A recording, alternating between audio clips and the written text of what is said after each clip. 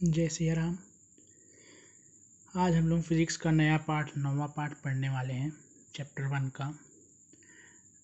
पिछले पार्ट में हम लोगों ने स्थितिज ऊर्जा, वैद्युत विद्रोह के कारण स्थितिज ऊर्जा, किया गया कार्य और ऐसे ही कुछ डेरिवेशंस देखे थे। आज हम लोग पढ़ने वाले हैं विद्युत फ्लक्स। तो ये विद्युत फ्लक्स एक नया जो शब्द है आप लोगों को सुनने को मिल रहा है। हम लोग उसके डेफिनेशन और उसके फॉर्मूला को देखते हैं क्या होता है। विद्युत फ्लक्स क्या होता है। देखिए, हम लोग कुछ विद्युत बल रेखाएं पढ़ रहे थे। विद्युत बल रेखाएं, काल्पनिक रेखा है, ऐसा कुछ हम लोग पढ़ रहे थे, पिछले पार्ट्स में पढ़े हैं, उसी पर ही निर्धारित है। विद्युत बल रेखाएं, याद कीजिए, काल्पनिक रेखाएं होती है, एक दूसरे को काटती नहीं है। एकांक धनावेश जब विद्युत क्षेत्र में रखा जाए तो जिस मार्ग को फॉलो करेगा उसको हम लोग विद्युत बल रेखाएं कहते हैं, ऐसा कुछ पढ़े थे। उसी से रिलेटेड है ये विद्युत फ्लक्स या इलेक्ट्रिक फ्लक्स। इसका मतलब क्या होता है, इसकी परिभाषा क्या है कि विद्युत क्षेत्र में स्थित किसी क्षेत्रफल से अभिलंबवत गुजरने वाले कुल बल रेखाओं को या उन रेखाओं की संख्या को विद्युत फ्लक्स कहते हैं। बल रेखाएं तो अलग हैं। किसी भी पृष्ठ के किसी भी क्षेत्रफल से अभिलंबवत यानी लंबवत गुजरने वाली विद्युत बल रेखाओं की संख्या को विद्युत फ्लक्स कहते हैं। इसे फाई इज दर्शाते। कोई भी, जैसे कि कोई भी ये सतह हो गया, जैसे कागज का सतह है, ये सतह है।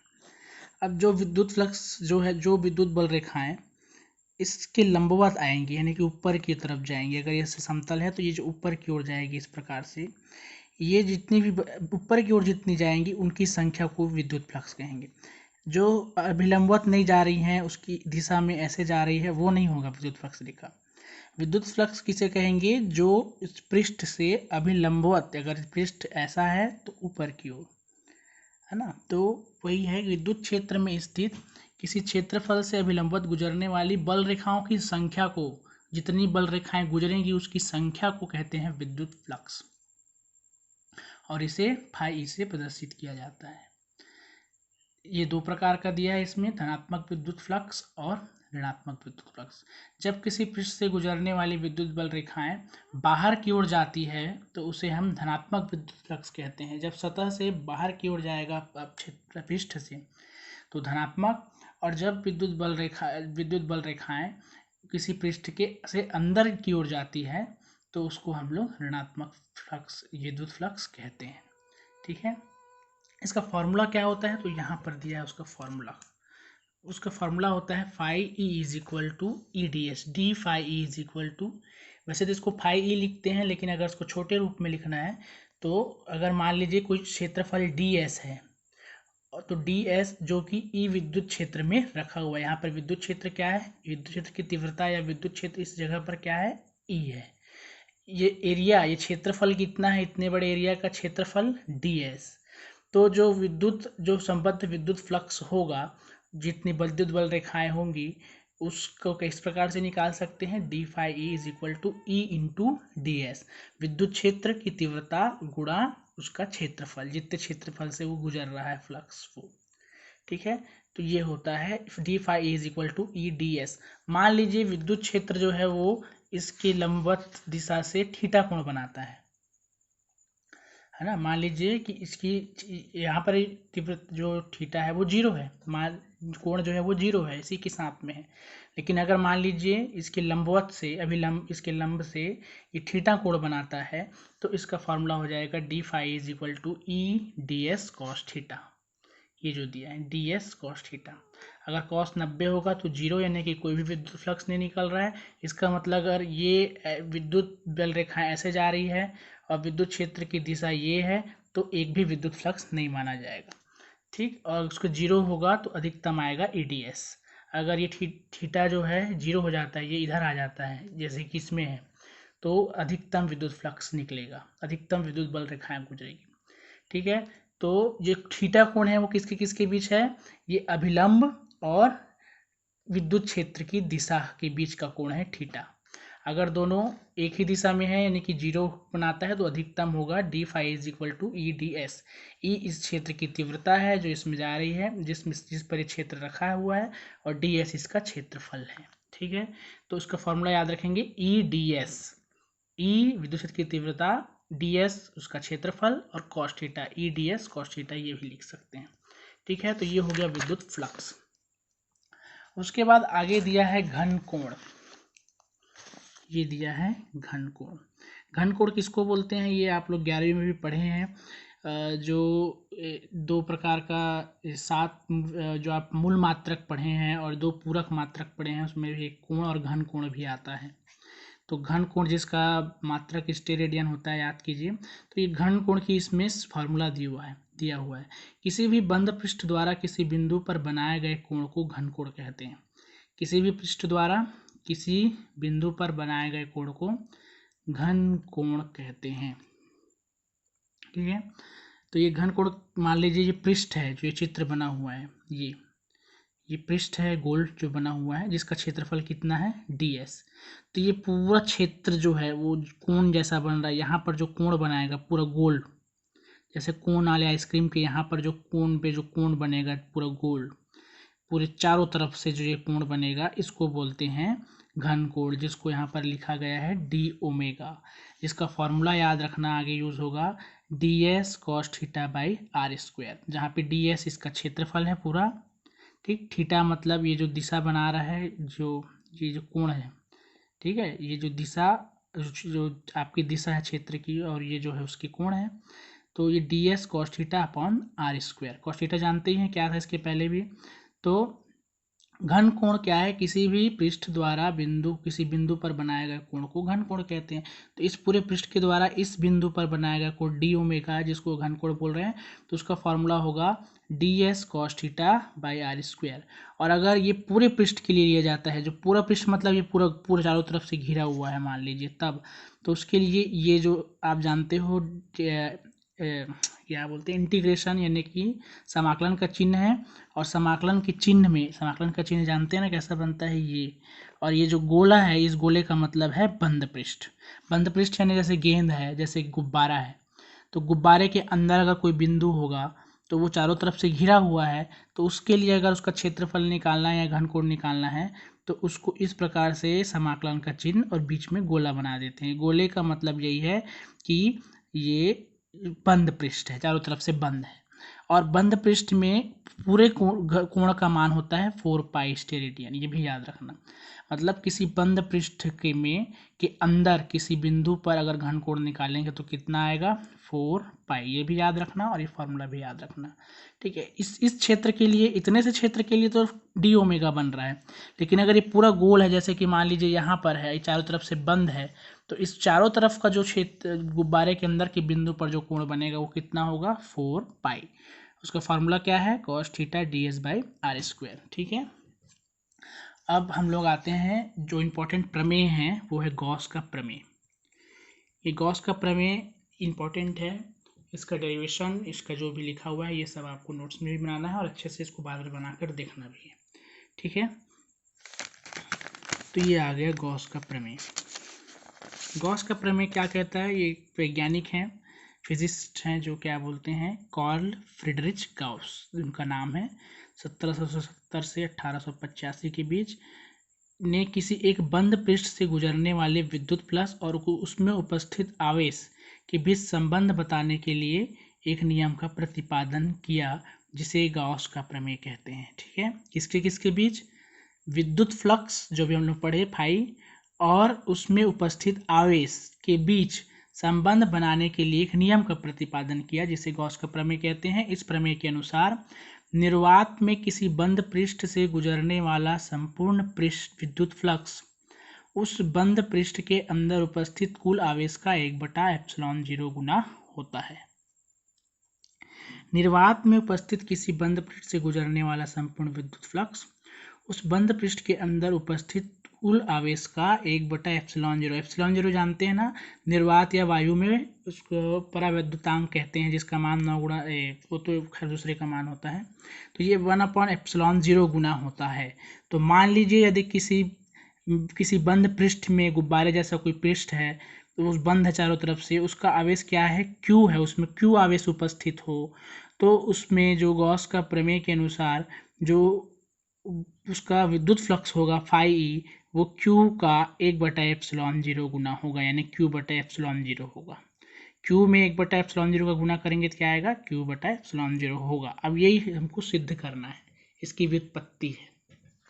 ठीक है, तो चलिए इसकी विपत्ति को शुरू करते हैं। जैसा कि बुक में दिया है वैसे इसको हम लोग कॉपी में बनाते जाएंगे। तो देखिए क्या है, सबसे पहले मान लो कि एक बंद पृष्ठ, जो मैं बोल रहा हूँ वही इसको लिखना भी है।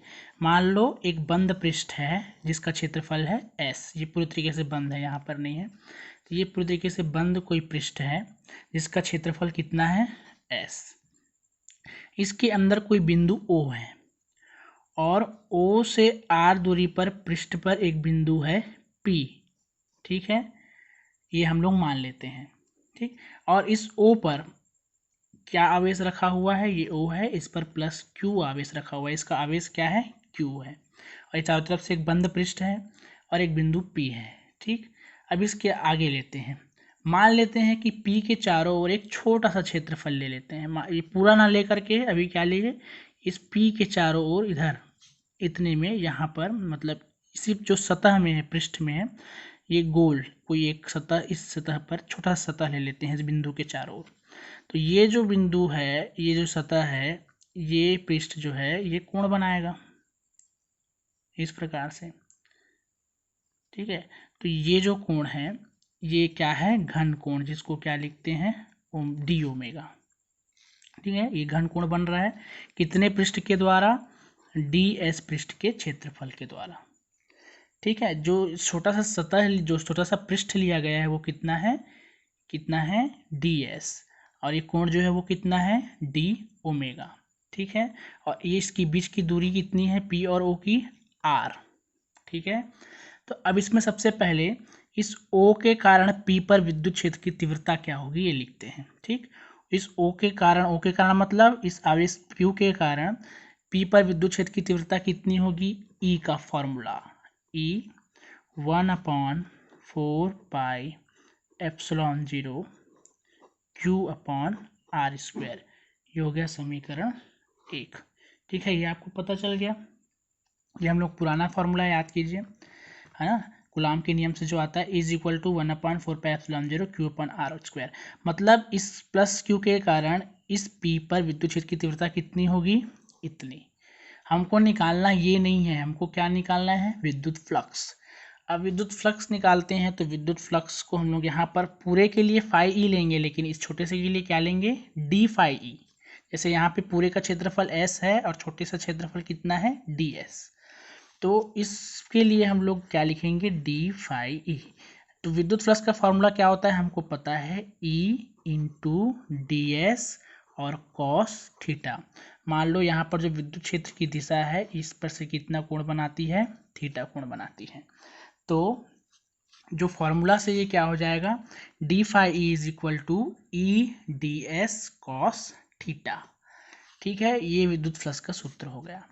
अब उसके बाद फिर अब अपन लोग E का मान रख देते हैं, कितना है, 1/4πε0, हाँ, और ये हो गया 1/4πε0। यहाँ पर हम लोग लिखेंगे डी फाई मतलब विद्युत फ्लक्स, ds क्षेत्रफल से, यहाँ पर क्या लिखेंगे, ds क्षेत्रफल से गुजरने वाला विद्युत flux, D phi E is equal to D S cos theta. ये हो गया।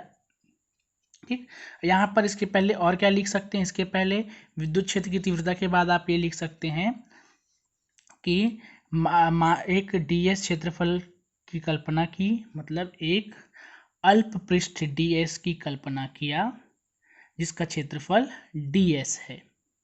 ठीक, इसको लिखेंगे यहाँ पर, एक अल्प पृष्ठ ds की कल्पना की जिसका क्षेत्रफल ds है, ऐसा करके इसको मान करके, तो ds क्षेत्रफल पर विद्युत फ्लक्स, ds क्षेत्रफल के पृष्ठ से गुजरने वाला विद्युत flux D phi E, ds क्षेत्रफल के क्षेत्रफल से गुजरने वाला विद्युत flux D phi is equal to E D S cos theta one. अब ई का मान रख दिए, ये है ई का मान समीकरण 1 से 1/4πε0 क्यू अपॉन आर स्क्वायर, और ये डी एस और ये कॉस थीटा।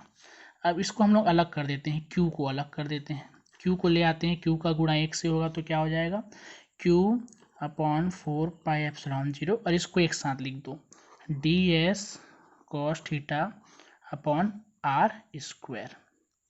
ठीक है, तो ये D S cos theta upon R square ये अलग किए हैं, क्यों किए हैं, ये किसका फॉर्मूला है, तो देखिए यहाँ पर मैं बताया था घन कोण का formula, cos theta D S cos theta upon R square.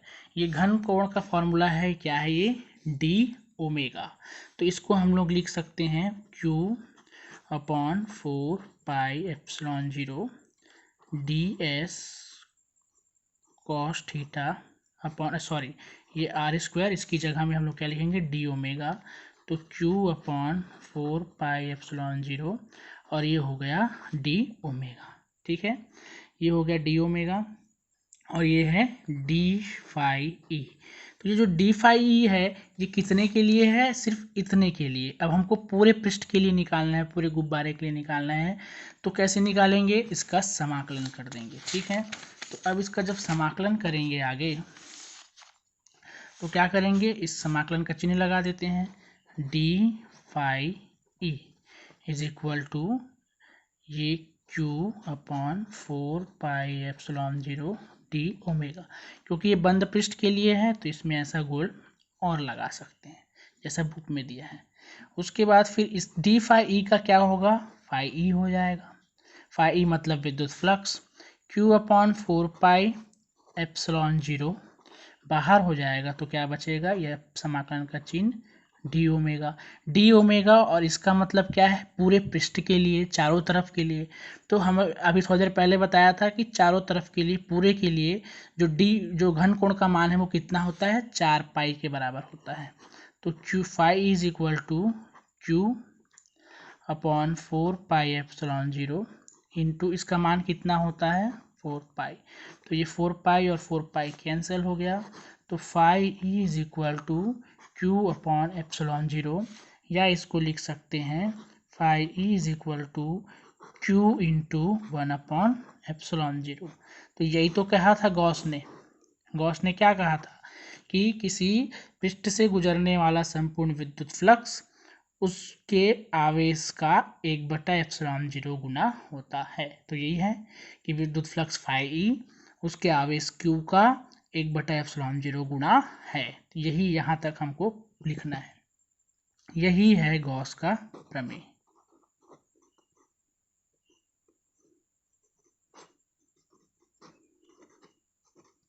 ठीक, ये हो गया हमारा कंप्लीट। छोटा सा डेरिवेशन है, कोई बहुत बड़ा डेरिवेशन नहीं है, तो इसको आप लोग बना लीजिए, मेहनत कीजिए। अभी रात के 2:30 बजे हैं और रात के 2:30 बजे मैं वीडियो बना रहा हूँ कुछ पढ़ करके, क्योंकि इस टाइम में सबसे ज़्यादा शांत माहौल रहता है।